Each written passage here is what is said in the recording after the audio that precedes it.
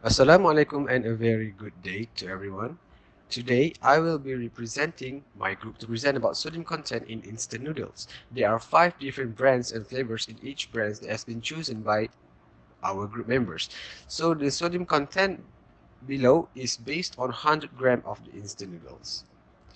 So my name is Muhammad Rizwan bin Yamislan and I will be representing for my group members which are one Muhammad Arif bin Wan Azhan, Nur Amira binti Imran, Nurul Shafika binti Samud and Rabiatul Nabila binti Zainal Abidin. Okay, so first of all, we have a brand that we shall go with the name Brand 1. In Brand 1, chicken flavor or flavor A has 2,800 milligrams of sodium, while spicy chicken shiitake that labeled as B has 1,576 milligrams of sodium. For curry flavor or flavor C, it contains 1,000 milligrams of sodium. In lontong flavor or flavor D, 1,400 milligrams of sodium. And lastly, vegetarian flavor or flavor E has 2,100 milligrams of sodium. Now we move to the graph that shows the amount of sodium content in 100 grams instant noodles for brand 1. As we can see, there are different sodium content between all the 5 flavors. So based on this graph, the highest amount of sodium content goes to flavor A, which is chicken, while the lowest is flavor C, which contains 1,000 milligrams, which is the curry flavor. Next, we will proceed to brand 2. Firstly, curry flavor that labeled as A has 1,670 milligrams of sodium. In Tom Yum flavor, which labeled as B, has 1,890 milligrams. Asam Laksa flavor, which is flavor C, 1,869 milligrams of sodium. Mee Goreng Chili Api ala Kampung or D has 1,026 milligrams of sodium. And lastly, in Tom Yum's Pedas Gila flavor or E has 1,544 milligrams of sodium. So according to the graph of sodium content in brand 2, the flavor B, which is Tom Yum, has the highest amount of sodium, while flavor D, which is the Mee Goreng Chili ala Kampung, has the lowest amount of sodium for this brand. Okay, next we will continue the presentation for amount of sodium content in brand 3. For brand 3, the amount of sodium content in beef and lime soto mee flavor, which is flavor A, is 1,729 milligrams, while chicken curry, labeled as B, have sodium content of 682 milligrams. Next, the sodium content in mee goreng flavor C is 469 milligrams. For the mee goreng with satay flavor, which or flavor D, is 925 milligrams of sodium. And lastly, chicken flavor, which is flavor E, has sodium content of 1,680 milligrams. Okay, so next, from the chart that's shown on the slide, we can conclude that the highest amount of sodium content for brand 3 goes to flavor A, which is beef and lime soto mee, followed by flavor E, chicken flavor, for flavor D, mee goreng satay, flavor B, chicken curry, and the lowest one is the flavor C, which is mee goreng. So next, we will go for the fourth brand. So first of all, the original flavor, which labeled as A, contains 1,186.8 milligrams sodium, while hot and spicy or flavor B contains 1,305 milligrams sodium. C, representative for soto flavor, contains 1,373.3 milligrams sodium. Next, Korean spicy chicken, which labeled as D, contains 1,390 milligrams of sodium. Lastly, for chicken and onion soup, or flavor E, contains 1,357.1 milligrams sodium. By looking at this graph, we can know and see that the differences of sodium content per 100 grams of instant noodles between these 5 flavors are not that far. So for the fourth brand, flavor D, which is Korean spicy chicken, have the highest amount of sodium, while flavor A, which is original flavor, contains the lowest. Last but not least, brand 5. For brand 5, curry flavor or flavor A contains 1,460 mg of sodium, while asam laksa or flavor B contains 1,380 mg of sodium.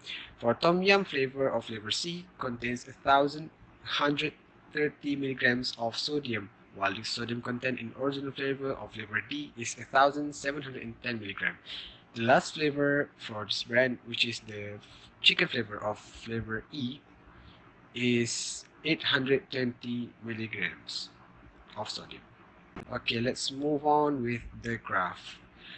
This graph shows the amount of sodium content in 100 grams of instant noodles for brand 5.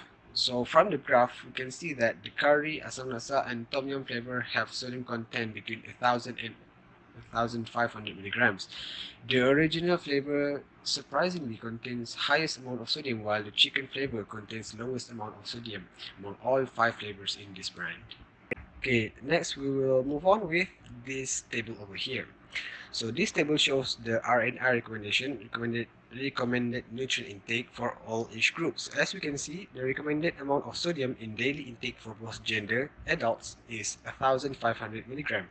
However, the minimum intake level of sodium necessary for proper bodily functions is not well defined. It is estimated as low as 200 to 500 milligrams per day. However, we should take note that 1 teaspoon or 5 grams salt provides approximately 2000 milligrams or 88 millimole sodium. So everyone should be careful in choosing foods prior to prevent hypertension and other complications. So for the next slide, which is the prevalence and trend of hypertension. So for the first factor, which is age group. For adults which are more than 30 years old, there are significant increase from the year 1996 to 2011, which is around 29%, and just a slight decrease from 2006 to 2011, which is 0.9%. For the adults which are more than 18 years old, they are 32.2% in 2006 to 32.7% in 2011. So there are only 1% increase for the adults more than 18 years old. So we can conclude that older age group have higher prevalence of hypertension in the 2006 and 2011. So the next factor, which is education.